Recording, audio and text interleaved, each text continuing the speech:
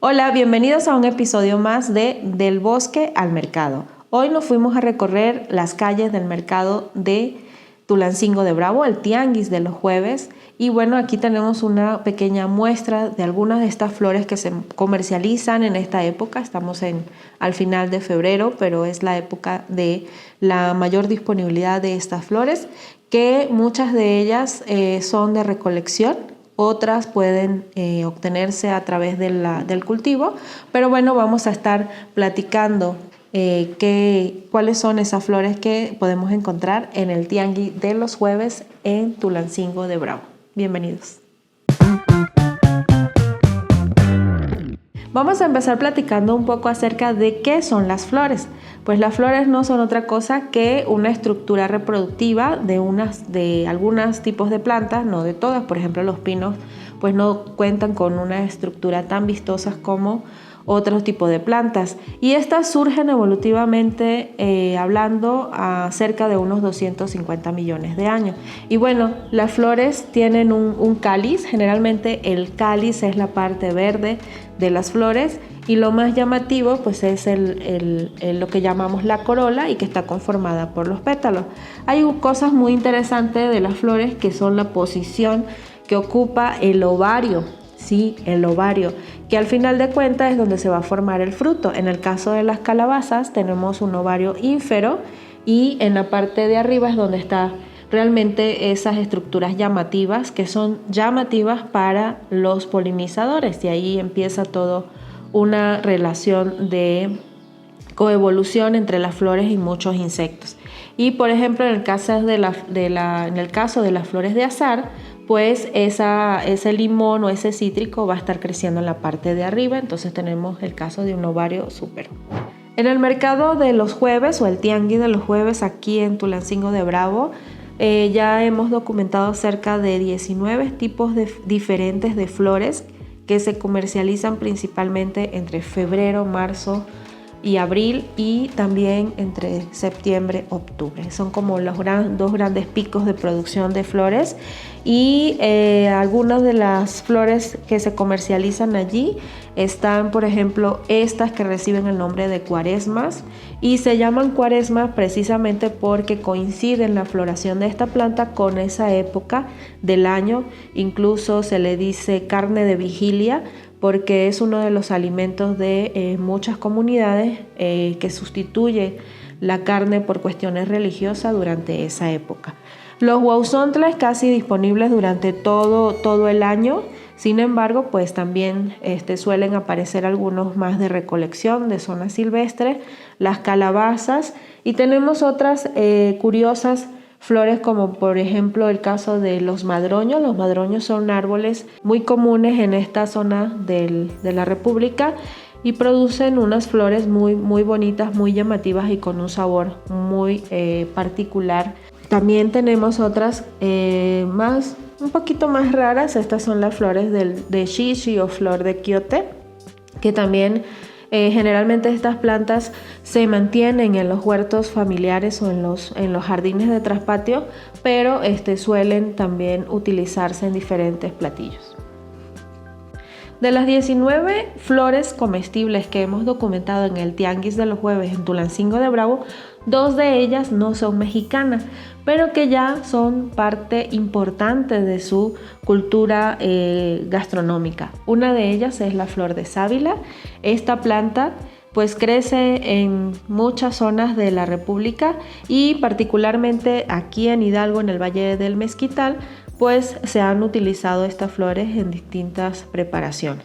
Y otra de las flores muy arraigada también en la cultura mexicana es la flor de Jamaica. Esta también llega hace varios cientos de años, y bueno, ya hoy forma parte de nuestra gastronomía. Las flores han sido utilizadas desde hace muchísimos años. En la antigüedad, pues principalmente el propósito de las flores era como ornamental, por sus aromas, luego también por la medicina. De hecho, acá tenemos unas flores que son bastante medicinales, pero posteriormente se empezaron a emplear con otros propósitos, entre esos el alimenticio. En el mundo se consumen muchas flores. muchas especies. Y en México en particular se han documentado más de 100 especies que son mexicanas y que se consumen en diferentes platillos. Aquí lo interesante es que algunos autores han comentado que las flores son consideradas quelites porque cumplen con esas características de ser una verdura bastante fresco, ¿no? Por ejemplo, en el caso de estas flores, ya para mañana pues están marchitas, ¿no? Entonces suele ser generalmente algo fresco. En las comunidades campesinas, en las comunidades rurales es donde principalmente se consumen estos recursos. Muchos de estos representan un ingreso para las familias porque parte de ese recurso se lleva a los mercados, como en el caso de aquí del tianguis de los jueves, se lleva para ser comercializado y así tener un ingreso.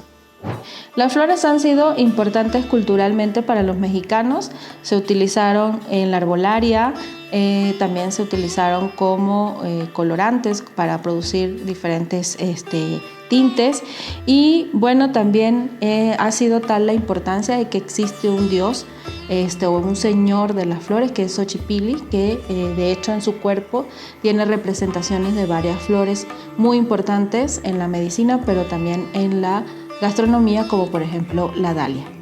Bueno, ¿y qué nos aportan las flores? Las flores están hechas en su mayoría de agua, cerca del 80%, pero también tienen diversos compuestos y estos compuestos muchos son bioactivos, es decir, inclusive se han denominado que pueden ser nutracéuticos, ahorita vamos a platicar al respecto, pero son un ingrediente, digamos, que son de muy baja caloría, por lo que le decía, su alto contenido de agua que tienen. Pero bueno, tienen diferentes compuestos. Es importante mencionar que algunos pueden, lo que comentan los químicos, antinutrientes, es decir, que son compuestos que interfieren tal vez en las rutas metabólicas dentro de nuestro organismo, pero también tienen otros como son los compuestos fenólicos, que son los que le dan el color a muchas de las flores y estos son al final de cuentas benéficos para nuestra salud. Y bueno, si te interesa comer flores, ¿dónde las podemos encontrar? Pues en los mercados tradicionales, en los tianguis, generalmente siempre llegan personas que venden las flores, estas flores que no son tan populares o tan conocidas como el caso de la flor de calabaza, ¿no? Y bueno, ellos van a los bosques o a sus espacios, a sus alrededores y consiguen estas flores, crecen de manera natural y las recolectan, las consumen ellos y también las llevan a que pues se comercialicen en los mercados. Y otras flores como la de calabaza pues se cultivan al igual que el huauzontle o otro tipo de flores en los espacios o los sistemas productivos tradicionales como la milpa, incluso en los metepantles vamos a encontrar las famosísimas flores de los gualumbos, como se le llaman, que son estas que tenemos acá, pues que provienen de los magueyes pulqueros. Bueno, ¿y cómo se preparan las flores? Estas flores pues dependen, ¿no? Muchas es necesario retirarle completamente los pétalos, porque las estructuras internas, las estructuras reproductivas suelen darles un sabor desagradable, generalmente amargo. Cuando hablábamos de qué tienen las flores, pues a veces pueden contener ciertos químicos como las saponinas, y las saponinas son los responsables de darle como un sabor amargo o guichoso, es decir, que puede generar comezón. Entonces es la razón por la cual muchas de las flores hay que cocinarlas, hay que hacerle una precocción más bien antes de que sean consumidas, y es el caso justamente de los gualumbos, en los cuales se separan estas estructuras, que no es otra cosa que los pétalos o los tépalos, como lo llaman los botánicos, y se le hace una cocción o un blanqueo.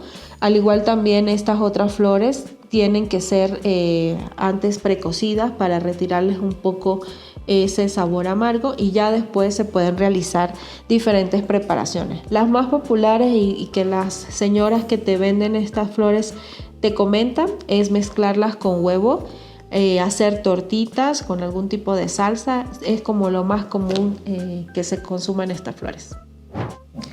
Una reflexión que quiero hacer en relación a las flores, sobre todo estas flores que se comercializan en los tianguis y que provienen de esos espacios, esos ecosistemas naturales, es que hay que tener pues conciencia de que al final de cuentas representan una estructura que en un futuro va a dar origen a un fruto y que ese fruto contiene las semillas que van a permitir que esa especie siga, evolucionando. Si hay una sobreexplotación de estos recursos, pues eso va a tener efectos negativos en esa especie, inclusive puede llegar a desaparecer, ¿no? Entonces hay que tener como esa responsabilidad de consumir únicamente lo que vamos a pues realmente a comernos, para evitar de alguna manera esa sobreexplotación que se puede hacer sobre estas poblaciones de estas hermosas especies.